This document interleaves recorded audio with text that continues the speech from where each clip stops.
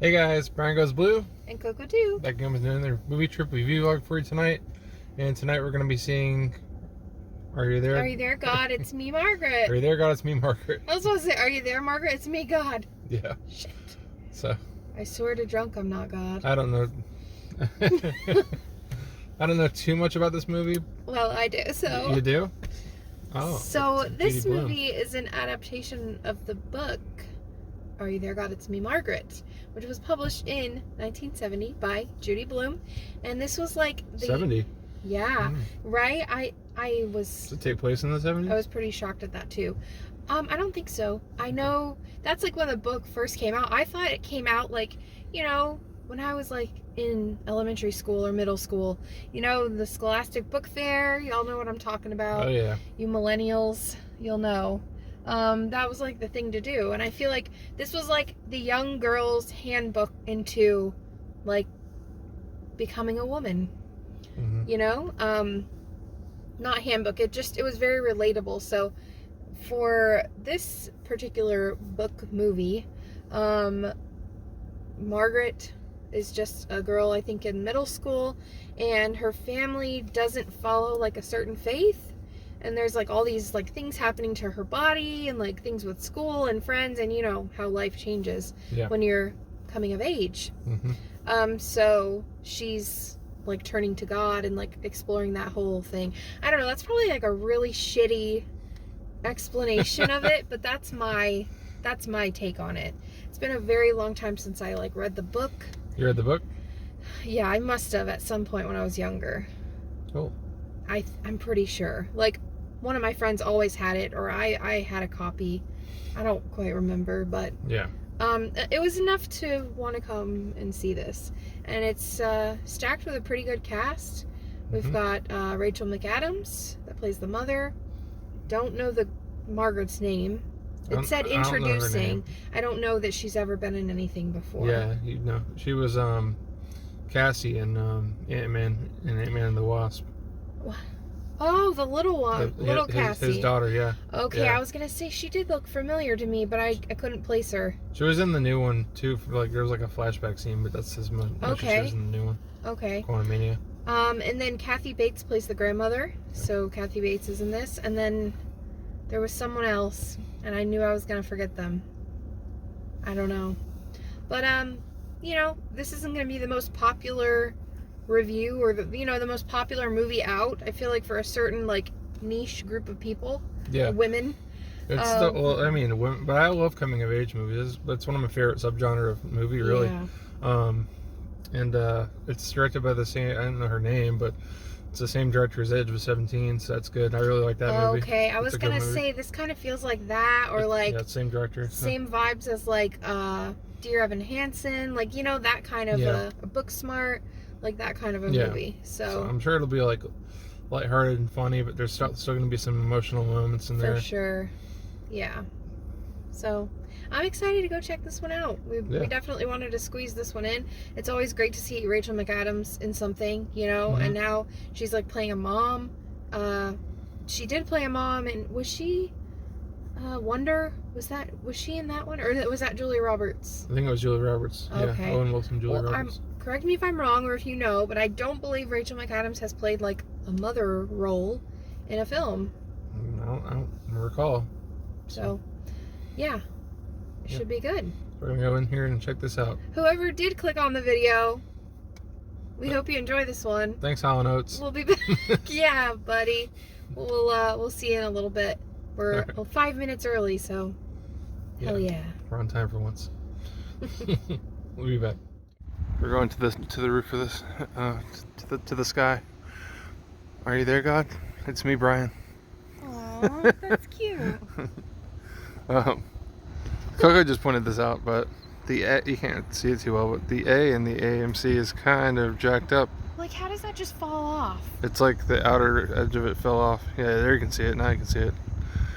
Yeah, I don't know how that just falls off, but hopefully it didn't fall on anybody. Well, there's like a oh yeah, there's the covering. Maybe yeah, it's on there. Maybe they need somebody tall like you to go retrieve it. Oh God, another tall thing for me to do. Everybody at work always asks me what to grab stuff from the higher shelves all the time. I do that too at home. Yeah, but that's at home.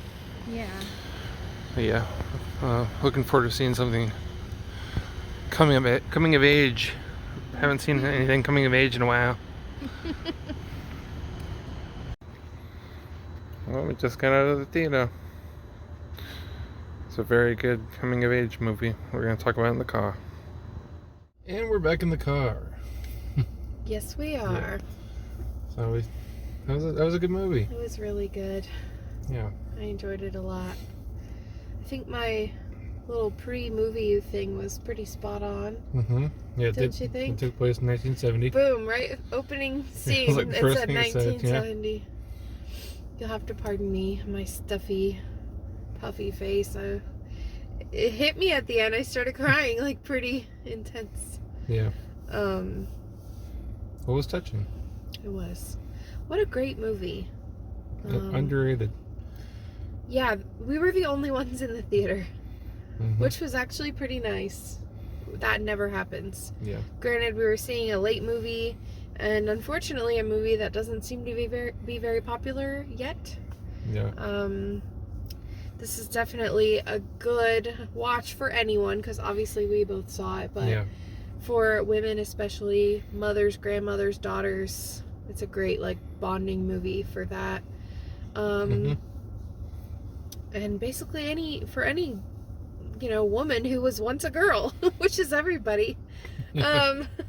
Like you said, it's a very good coming of age. Oh yeah. And there's movies like Now and Then. That's like one that pops in my head right away. And like you said, Edge of 17. Mm-hmm. That remind me, they give me this feeling of like this. But this is so nostalgic because of like the book and growing up knowing the story.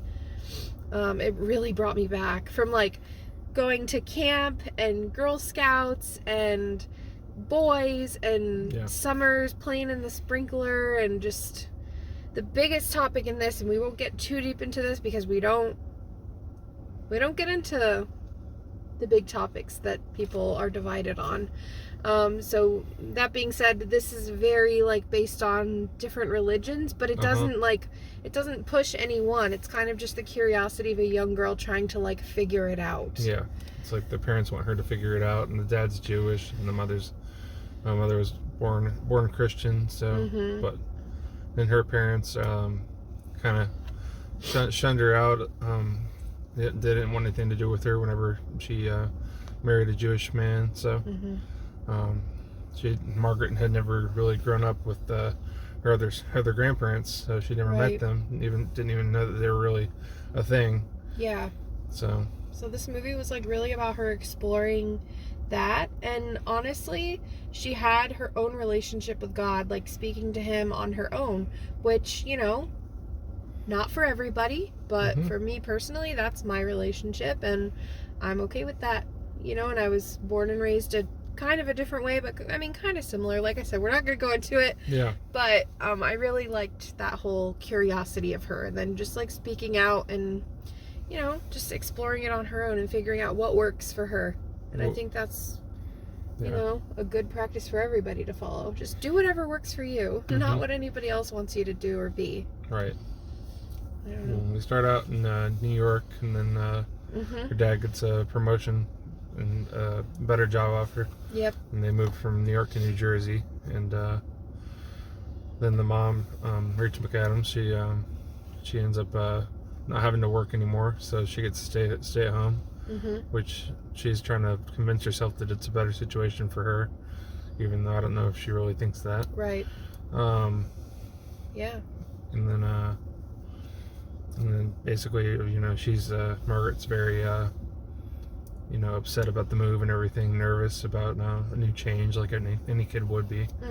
And just as soon as they move in, her freaking that annoying little neighbor girl, like she made fast friends. Fast friends, had a little friend group that she was close to, and that part was really cute. Yeah, and it goes through all that you want to do what your friends are doing, and friends tell you to do, and you want to try to fit in with the new crowd and grow up too fast.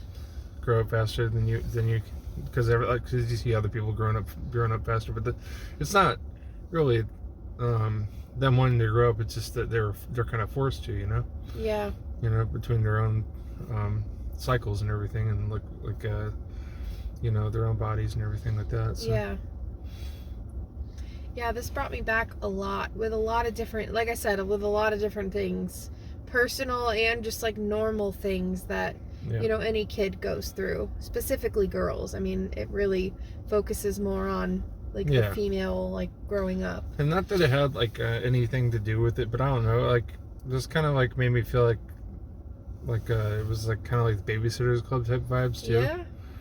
I don't know. I know that's like more of just like a playful type thing. Yeah, I know what you mean. But it kind of had that feel to me. I thought you were gonna say Good Boys. No, not Good Boys. Good Boys, but like not raunchy at all. Definitely stay after the previews. I don't even know if I've said that in our last few videos. This was just like a nice and chill, calm, tame movie for us to go see. Super nostalgic, and the film score was amazing. It was Hans Zimmer. All the songs Hans Zimmer were so great. It was all 70s. It just reminded me of like all my mom's 40s that I have, all her records from the 70s from when she was growing 45s? up. What did I say? 40s. Oh shit, sorry. Yeah, 45s. I'm sorry. Yeah, a lot of the songs that like we were hearing, I have them all on record, and that's what she listened to as a young girl. So that was cool. I liked that a lot. It was just fun. It was lighthearted. It was funny. It did get serious, and like you said, touching. So, I think I give it a 4. I give it a 4 too. Solid 4. Yeah, it was really good. Great performances by all. Rachel McAdams did a great job playing the motherly role. I think she, was really, really good with it. And the dad, you said he's a director with his brother. This is Benny Safdie. Forget what other movie we saw him in. Yeah, I was trying to place him. I couldn't figure it out. He's the co-director of Uncut Gems and some other movies too. But that's just the one that's like pops in my head all the time when I hear the Safdie brothers. Oh yeah, Uncut Gems. yeah. That's who they were talking about in that. Yeah. But yeah. So yeah, the parking lot's pretty well empty. Oh yeah. We saw a late movie, and like I said, we were the only ones in the theater, so it was just like a cool, chill experience. I'm really glad we got out to see it. And if you feel so inclined, I think you should check it out as well. Yeah. So we give it 2 thumbs up. Go check out Are You There, God? It's me, Margaret, and enjoy it. It's Brian Goes Blue and Coco 2 recommended. Yes. So I think that about does it for the video. That's all, folks. Pretty much. Any final words? Are you good? I'm good. I'm good. All right. Brian Goes Blue. Coco 2. Signing off, guys. Bye. Bye.